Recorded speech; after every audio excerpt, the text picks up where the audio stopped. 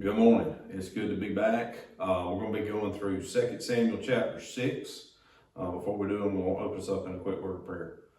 Lord, thank you for allowing me to be here today. Lord, give me the words to say. Help me to convey what you got in this message here, Lord.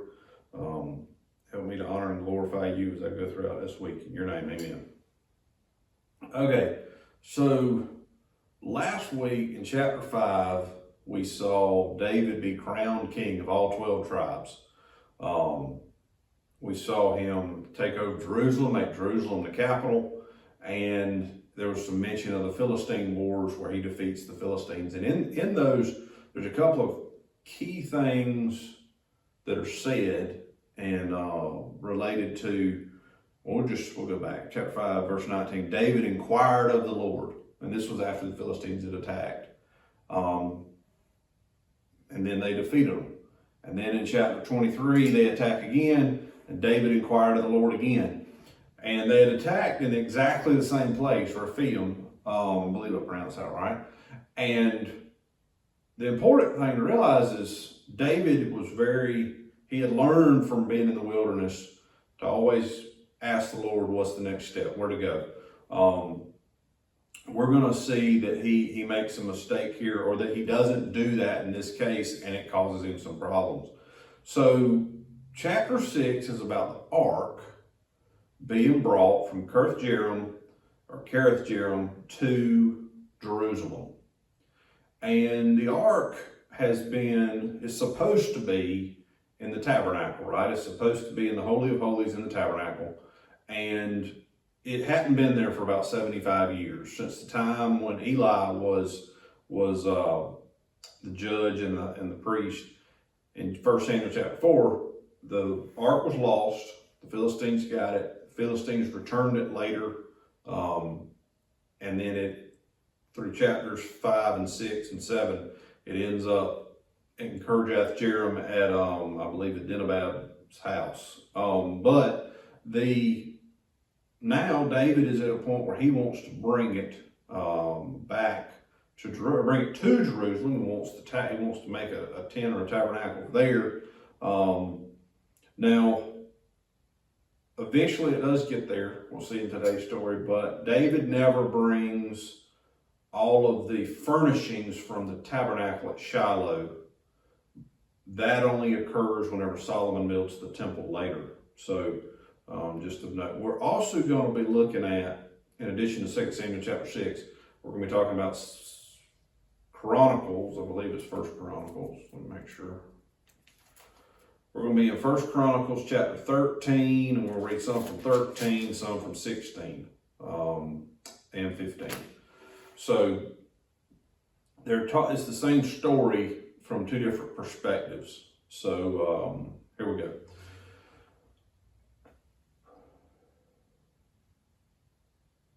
Again, David gathered all the choice men of Israel, 30,000, and David arose and went with all the people who were with him from Baal Judah to bring up from there the ark of God, whose name is called by the name the Lord of hosts, who dwells between the cherubim.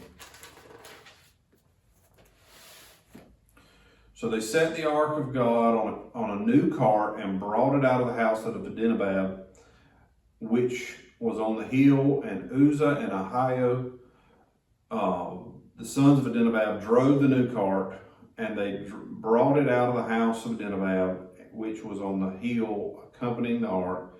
And Ahio went before the ark. Then David and all the house of Israel played music before the Lord, and all kinds of instruments, and fire and wood and harps, stringed instruments, and tambourines and cisterns and cymbals.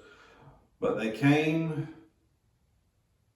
to Nachon's threshing floor, and Uzzah put his hand on the ark of God and took hold of it, for the oxen stumbled. Then the anger of the Lord was aroused against Uzzah, and God struck him there for his error, and he died by the ark of God. And David became angry because of the Lord's outbreak against Uzzah, and he called the name of the place Perah-Uzzah to this day. And David was afraid of the Lord that day, and he said, "How can the ark of the Lord come to me?" So David would not move the ark of the Lord with him to the city of David, but David took it aside into the house of Obed-Edom the Gittite. The ark of the Lord remained in the house of Obed-Edom the Gittite 3 months, and the Lord blessed Obed-Edom and all his household. So, why was David trying to move the ark?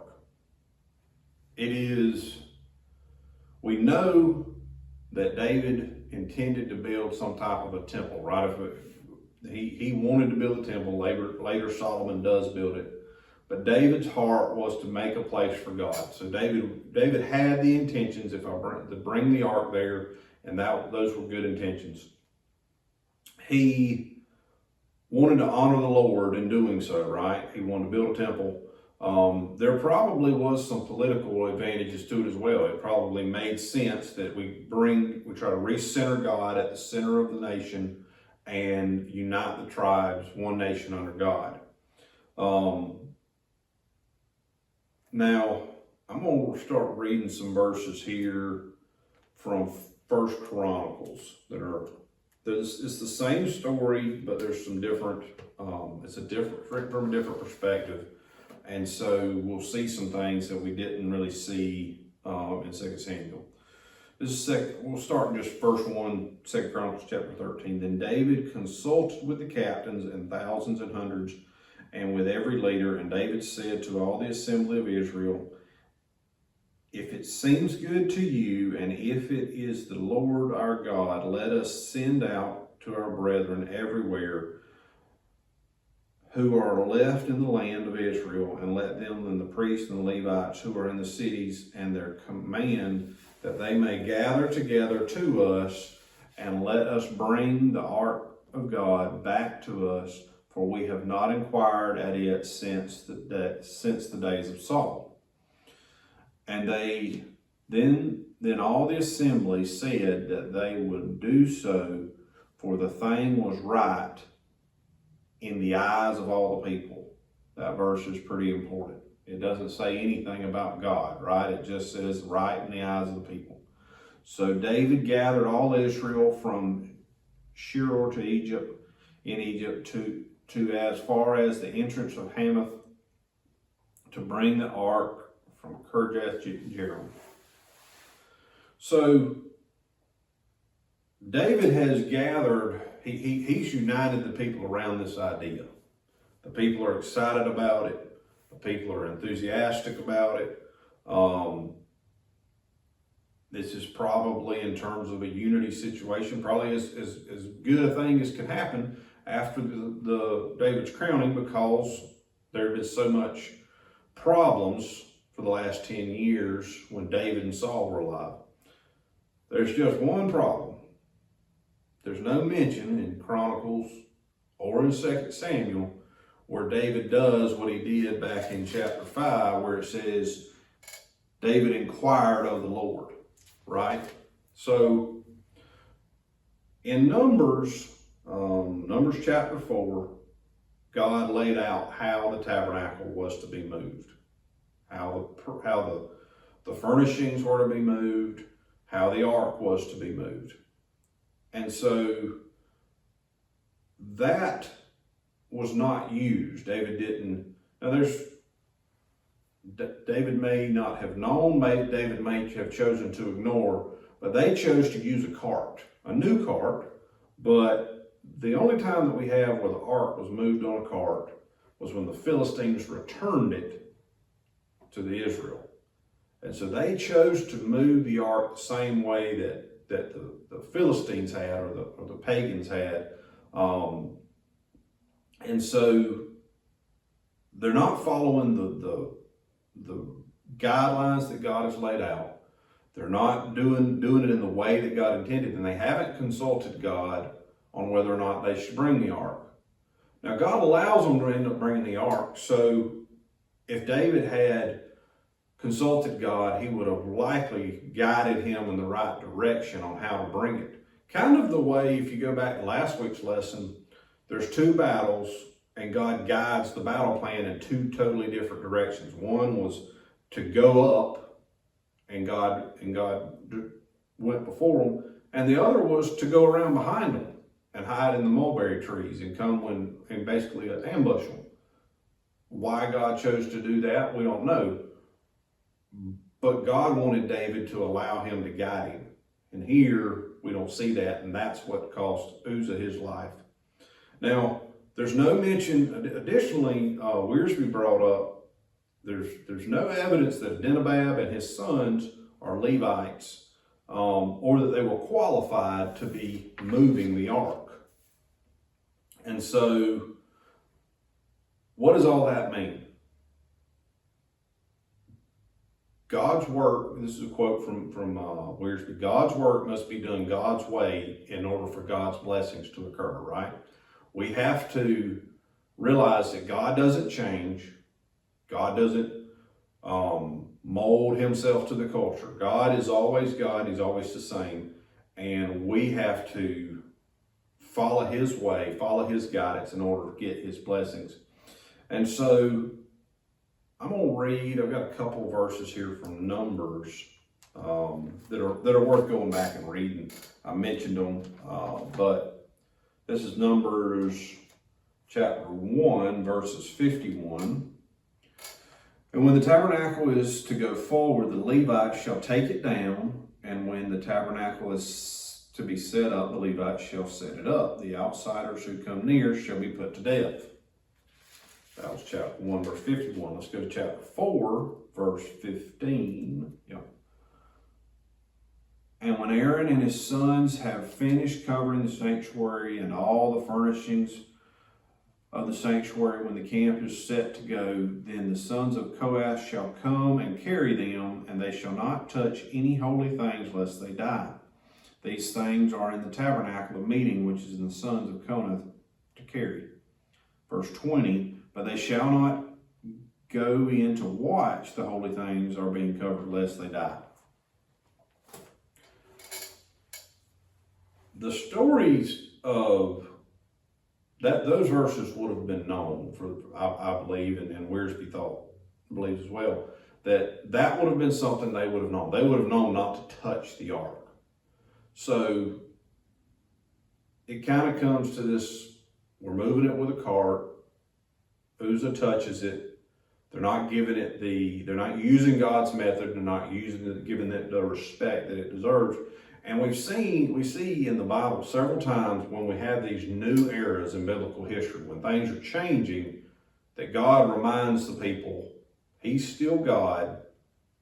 And he shows that through judgment, through his power. And examples of that were Aaron's sons, Nadab, I don't know if I did that right, and Abihu, who were struck dead. They willfully went into the sanctuary in Leviticus 10, and they were struck dead. Achan, whenever they go into the promised land, Achan chooses to keep loot for himself, and he gets executed. Ananias and Sapphira, we know the story of them, where they lie to God and the people there. And then here, God's reminding the nation that you have to do things, you have to continue to do things the way that God intends. And this is a lesson that, and this was a quote from Wiersbe as well, the church today should heed this word. No amount of enthusiasm or unity can compensate for disobedience. That's a great quote. And it's the lesson, it's kind of the lesson in a nutshell here, that just because it sounds good, just because everybody's in agreement, doesn't mean that God's going to bless it. Doesn't mean that it's what God intends, right? So they're kind of leading, to give you an idea, that as we continue to read, this is it's not three guys in a cart. This is a parade. And David's leading it, and they're dancing and they're singing and worshiping God as they carry the ark to. It's a traveling worship ceremony, but that's not what God intended, because they chose to do something a way that God specifically had told them not to do. They were supposed to carry the ark on poles. They were supposed to have certain people carry the ark, and they were to prepare themselves. And we're going to see when we read more here, David changes and tells them, goes back after 3 months and says, okay, we got to do this a certain way and certain people have to do it. So let's keep reading. Let's go back to 2 Samuel chapter 6, and we'll pick up in verse 12. Now it was told to King David, saying, the Lord has blessed the house of Obed-Edom and all that belongs to him, because the ark of God. So David went and brought up the ark of God from the house of Obed-Edom to the city of David with gladness. And so it was, when those bearing the ark of the Lord had gone 6 paces, that he sacrificed oxen and fatted sheep. Then David danced before the Lord with all his might, and David wearing a linen ephod. So David and all the house of Israel brought up the ark of the Lord with shouting and with the sound of trumpets. So let's go read the same thing in 2 Chronicles. That was only a couple verses. So let's pick up here. I believe we got to go to 15.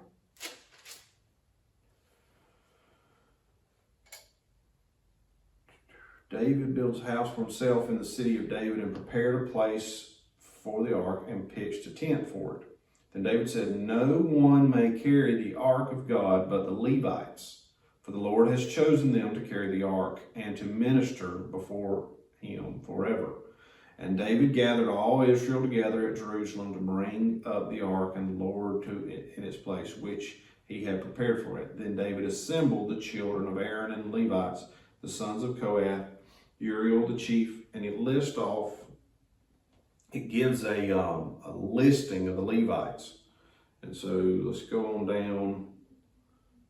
He said to the, verse 12, he said to them, you are the heads and the fathers of the house of the Levites. Sanctify yourselves, you and your brethren, that you may bring up the ark of the Lord God of Israel to this place I have prepared for it. For because you did not do it the first time, the Lord our God broke out against us, because we did not consult him about the proper order. So the priests and the Levites sanctified themselves to bring up the ark of the Lord God of Israel, and the children of the Levites bore the ark of God on their shoulders by its poles, and Moses had commanded according to the word of the Lord. So then David spoke, this is verse 16, then David spoke to the leaders of the Levites to appoint their brethren to be the singers and accompanied by instruments, musicians, string instruments, harps, cymbals, by raising the voice with resounding joy. Then it talks about the men that are appointed to carry it, and there's a lot of names, and I'm terrible at pronouncing names, so we're going to slide down to verse 25.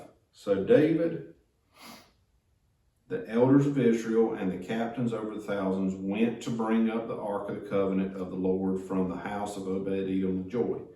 And so it was, when God helped the Levites who bore the ark of the covenant of the Lord, that they offered 7 bulls and 7 rams. David was clothed with a robe of fine linen, and were all the Levites who bore this ark, the singers, the Shemaiah, and the music masters and singers. David also wore a linen ephod. Thus all Israel brought up the ark of the covenant of the Lord with shouting, with the sound of a horn, with trumpets, with cymbals, making music with string instruments and harps.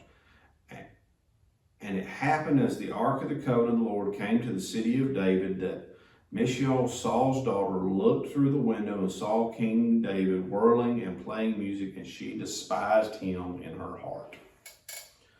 So, before we get on to verse 29, you can see, as we read, chapter 15 does a good job of laying out. David lays out there in verse 13 the reasons why God's judgment came on. And he said, we didn't consult God, and as a result, we didn't follow the proper procedure. And so here he goes to great detail of naming the people, naming the leaders of the Levites, naming the people who actually carry it, and the people who are going to be there, telling them to prepare themselves and telling them to do it in the right way. They carry it 6 steps, and then they offer the bulls and the, oh goodness, what was the other end?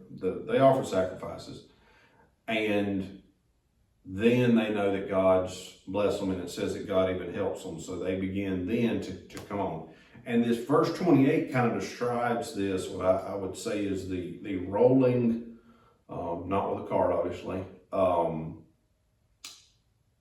worship ceremony that is now David is dancing, and dancing is something we don't associate with worship. But in those times, dancing was a bigger part of worship. Wearsby went into a long description, kind of when it left and why it left. But this period of time, dancing was part of worship. And so when we get to verse 29, and the same thing is said back in chapter 6, I believe it's verse 16. Now as the ark of the Lord came into the city of David, Michal, Saul's daughter, looked through the window and saw King David leaping and whirling before the Lord, and she despised him in her heart.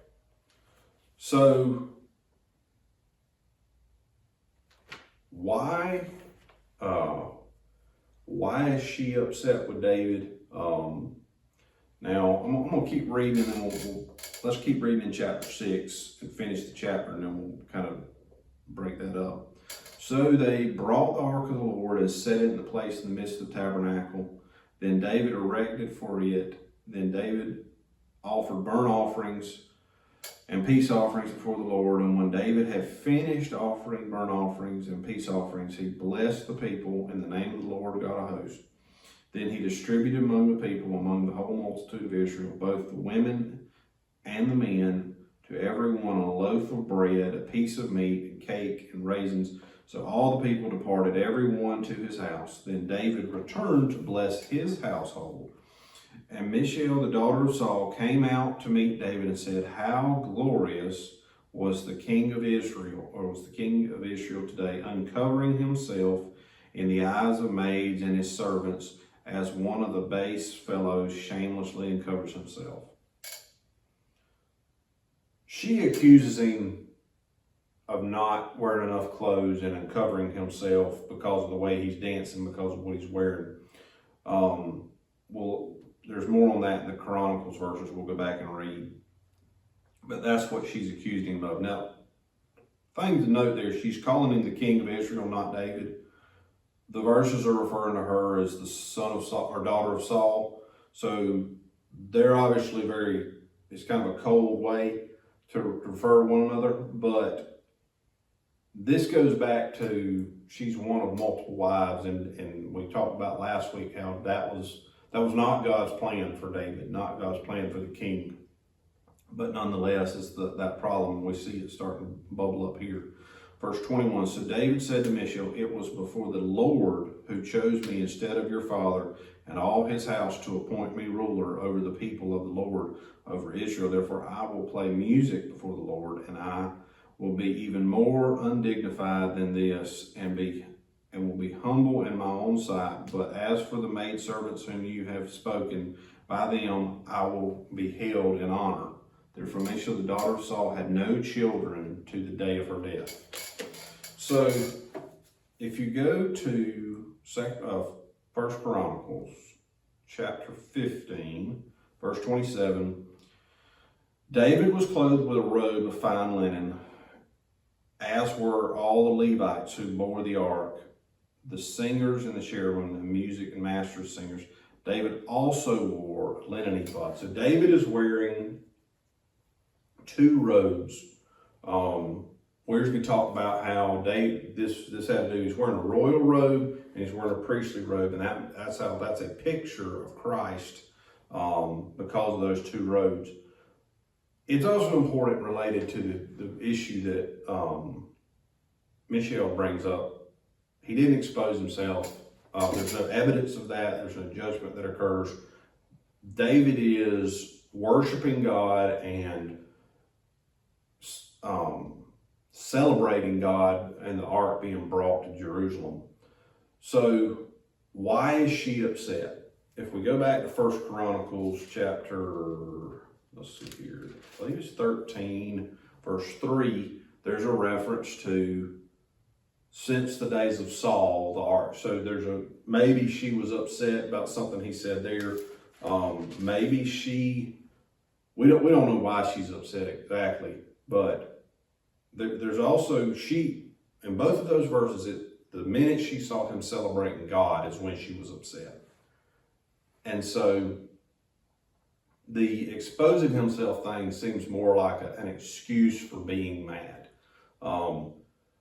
There was, back when they first got married and Saul tried to come arrest David at their home, she used an image, is what it says in the Bible, to place in the bed, make it look like he was asleep. There was a discussion in that lesson about how that image, why did she have it? And she shouldn't have had an image, an idol that was the size of David's head, kind of thing. So she may have had some salvation issues or religious issues herself, but either way, she's either angry with David, or she's angry with God, or she's not worshiping God in a way. And so when people see others worshiping, and that it's not a jealousy, it's just they don't like it. And so whatever it is, David is having this great day, and then he comes and the devil has got on him because he is no longer able to worship. He's accused of doing something he didn't do. And so this can occur with believers, it can occur with non-believers, obviously, but she's accusing him, and she's a stumbling block for him. But the thing that's interesting and that Wearsby brought up is, if she had had children, she becomes barren, if she had had children, it would have caused problems later down the road. For one, it would have meant that Saul's line and David's line were involved in the line that becomes Jesus' line, right? So God did not want the original royal line of Israel to be involved with Jesus' line. That's why he separated David. So not having children was going to be in God's will either way, but it occurs here, and she is barren because of this instance. But that's one of those things that she should have been happy, right? She should have been excited. Had her heart been in the right place, she would have been celebrating as well, but for whatever reason, she was not. And so that's kind of, but to go back, the things to really learn here is the first lesson that we talked about, which is we have to do things in God's way. We have to do them in God's timing. David, we talked a lot about his patience last week and the week before. Doing them the way that God intends, in the timing that God intends, and having the faith and the patience to do that is where we have to be. Here we see the consequences of not doing it the way God intends, right? It wasn't that God necessarily didn't want them to move the ark, but they didn't do it the way that God had planned. They didn't do it in the way that God had laid out. And for us today, how does that apply to our time frame? Because we're not moving the ark around.